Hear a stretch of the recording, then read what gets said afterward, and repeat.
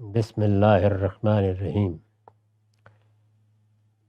عن ابی سعید فإن شدت الحر من فیح جہنم واشتکت النار الى ربها فقالت ربی اکل بعضی بعضا فأذن لها بنفسین نفس فی الشتاء ونفس فی الصیف اشد ما تجدون من الحر و اشد ما تجدون من الزمہریر۔ بخاری اور مسلم دونوں کی روایت ہے، یہاں اس کا رقم 591 ہے۔ ظہر کی نماز کا وقت زیر بحث ہے۔ میں عرض کر چکا ہوں کہ اس باب میں وہ روایتیں جمع کی گئی ہیں جن میں رسول اللہ نمازیں کس وقت پڑھتے پڑھاتے تھے اس کا ذکر ہوا ہے، یعنی نمازوں کے اوقات کی تعین اس سے پچھلے باب میں ہو چکی۔ نماز شروع کب کرنی ہے، نماز ختم کب کرنی ہے، لیکن اس کے درمیان میں انسان اپنے ذوق کے لحاظ سے، اپنے حالات کے لحاظ سے وقت مقرر کرتا ہے۔ تو رسول اللہ کے زمانے میں کیا طریقہ رہا اس کو یہ بیان کر رہے ہیں۔ اس کے لیے صحیح تعبیر کیا ہے، یعنی پیغمبر کا اسوہ، اللہ کے پیغمبر نے وہ دین جو وہ لے کر آئے تھے اس پر عمل کا کیا نمونہ پیش کیا، اس کو ان روایتوں سے آپ جان سکتے ہیں۔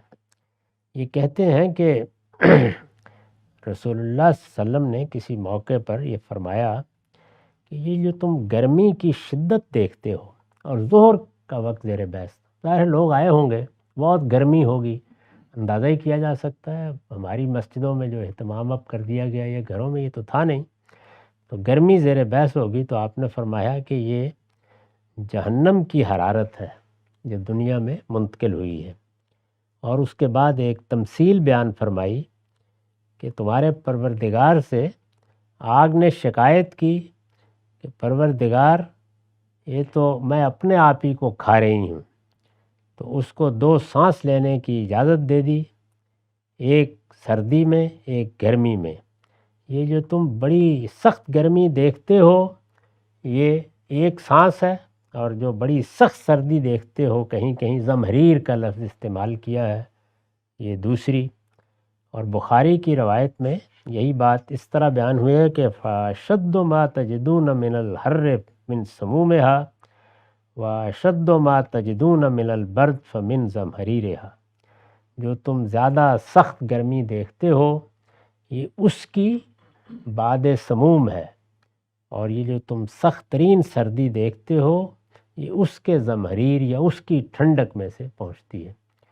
یہ اصل میں رسالت مآب صلی اللہ علیہ وسلم بعض تماثیل میں حقیقت کو واضح کرتے ہیں، جیسے سیدنا مسیح علیہ السلام کے ہاں آپ انجیل میں دیکھتے ہیں، اور راوی حضرات نقل اس طریقے سے کر دیتے ہیں کہ وہ قابل فہم نہیں رہتی۔ بتانا یہ مقصود ہے کہ اللہ تعالیٰ نے جو اصل دنیا بنائی ہے، یعنی وہ ظاہر وجود میں کب آئے گی، اس کو قرآن نے بیان کیا ہے کہ جس وقت قیامت کا سور پھونک دیا جائے گا، تو یہ جو تم سامان تعمیر دیکھ رہے ہو، پوری کائنات یہ سامان تعمیر ہے، وہ ہم نے سامان جمع کر دیا ہے، اس کو ہم اکٹھا کریں گے اور اکٹھا کر کے ایک نئی دنیا بنا دیں گے، اور وہ پھر تمہارے لیے ابدی دنیا ہوگی۔ اس کے بھی ایسے ہی زمین ہوگی، ایسے ہی آسمان ہوں گے، لیکن وہ اس سارے سامان سے اکٹھا کر کے بنائی جائے گی۔ اس کی وسعت کے بارے میں کہا ہے کہ بس یہ پوری کائنات کی وسعت اس کی وسعت ہوگی۔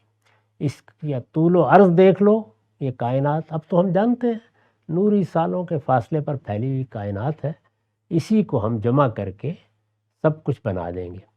لیکن علم الہی میں تو وہ موجود ہے، یعنی ہمارے لیے وہ مستقبل کا واقعہ ہے، ہم اپنے زمان مکان کے اندر چیزوں کو دیکھتے ہیں۔ تو یہ بہت سی روایتوں میں یہ واضح کیا گیا ہے کہ اصل دنیا وہی ہے، اسی کو بنانا پیش نظر ہے۔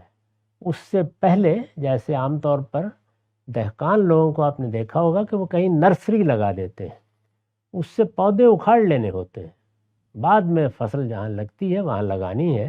تو اس کا تعلق بھی ایسے ہی ہے۔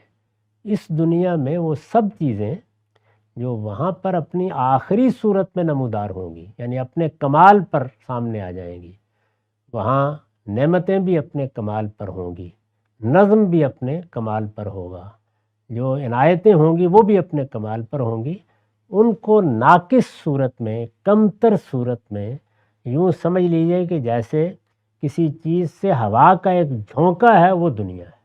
تو یہ بات ہے جو سمجھانا مقصود ہے۔ ہم ظاہر ہے جب اس کو دیکھتے ہیں تو ہم کہتے ہیں یہ ہماری دنیا ہے، تو اس سے ملتے جلتے طریقے پر جنت سمجھائی جا رہی ہے۔ کبھی کبھی اللہ تعالیٰ اس ترتیب کو الٹ دیتے ہیں اور پیغمبر کے ذریعے سے بتاتے ہیں کہ یہ جنت ہے، یہ دیکھو اس کے حوالے سے اپنی دنیا کو سمجھ لو۔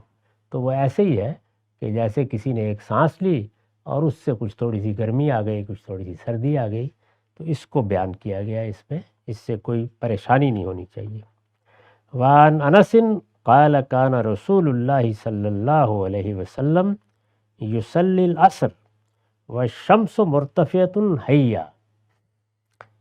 انس بیان کرتے ہیں رضی اللہ عنہ کہ رسول اللہ صلی اللہ علیہ وسلم عصر کی نماز پڑھتے تھے اور اس طرح تاخیر نہیں کرتے تھے۔ عصر کی نماز ایسے وقت میں پڑھی جاتی تھی جس میں سورج پوری طرح روشن ہوتا تھا۔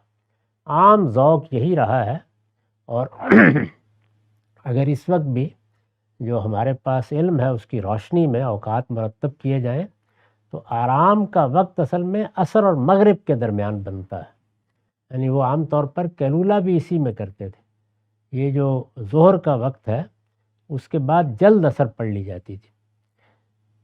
تو یہ فرمایا کہ اس سورج بالکل اوپر ہوتا تھا، فَيَذْهَبُ الذَّاهِبُ إِلَى الْأَوَالِي، اور پھر بتاتے ہیں کہ کتنا اوپر ہوتا تھا کہ کوئی شخص نماز پڑھتا عصر کی رسول اللہ کے ساتھ، پھر اس کے بعد مدینہ کے مضافات میں جاتا، یعنی پورے شہر کو وہ چھوڑ کر آگے مضافات میں جاتا۔ چھوٹی چھوٹی بستیاں تھیں، کوئی 2 میل کوئی 4 میل کے فاصلے پر، وہ وہاں پہنچتا تو ابھی بھی سورج بلند ہوتا تھا اتنا فاصلہ کر کے۔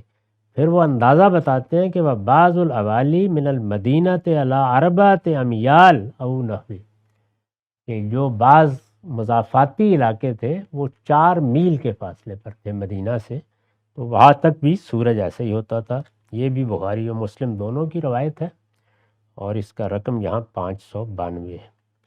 وعنہ قال قال رسول اللہ صلی اللہ علیہ وسلم تلک صلاۃ المنافق یجلس یرقب الشمس حتی اذا اصفرت وکانت بین قرنی الشیطان قام فنقر 4 لا یذکر اللہ فیہا الا قلیلا۔ وہی انس بیان کرتے ہیں، مسلم کی روایت ہے، یہاں اس کا رقم 593 ہے۔ رسول اللہ نے فرمایا یہ جو بعض لوگ عصر کی نماز میں تاخیر کرتے چلے جاتے ہیں یہ تو منافقوں کی نماز بن جاتی ہے، یعنی رسول اللہ کے زمانے میں یہ پہلے وقت ہی میں جس طرح کے بیان ہوا پڑھی جاتی تھی، یہ منافقوں کی نماز بن جاتی ہے۔ منافقوں کا طریقہ یہ تھا کہ بیٹھے ہیں اور دیکھ رہے ہیں سورج سامنے ڈھلتا جا رہا ہے، یہاں تک کہ وہ زردی مائل ہو گیا، اور جھکتے جھکتے شیطان کے 2 سینگوں میں آ گیا۔ یہ تعبیر ہے اس بات کی کہ جب بالکل سورج غروب ہونے کے قریب ہوتا تھا تو اس کی پرستش کی جاتی تھی، تو اس سے گویا ایک شیطانی عمل سورج کی پرستش وابستہ ہو گیا تھا، اس سے یہ تعبیر بنی ہے۔ تو فرمایا جب وہ وہاں پہنچ جاتا ہے جہاں شیطان کے 2 سینگوں میں ہوتا ہے، اور اس کی پوجا کرنے والے اس وقت اس کی عبادت کے لیے نکلتے ہیں، یہ بھی کھڑا ہو جاتا ہے اور اٹھ کر جس طریقے سے ایک مرغ ٹھونکتا ہے یہ 4 رکعتیں پڑھتا ہے، اس میں اللہ کا کچھ ذکر بھی نہیں کرتا۔ یہ آپ نے توجہ دلائی کہ نماز عصر کی اس طریقے سے نگہداشت کیا کرو، یہ نماز نہیں ہوتی ہے تو منافقوں کی نماز بن جاتی ہے۔ اللہ تعالیٰ سے دعا کرنی چاہیے کہ وہ ہمیں بھی ان تمام چیزوں کے اہتمام کی توفیق دے۔ وآخر دعوانا الحمدللہ۔